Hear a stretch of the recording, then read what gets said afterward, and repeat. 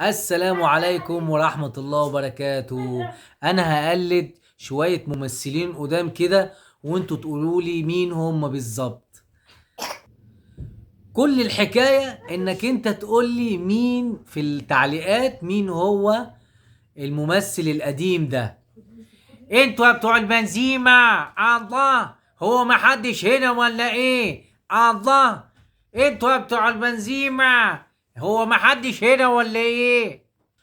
والممثل التاني اللي هو بيقول ايه عشان تعرفوا لي هو مين هو بالظبط.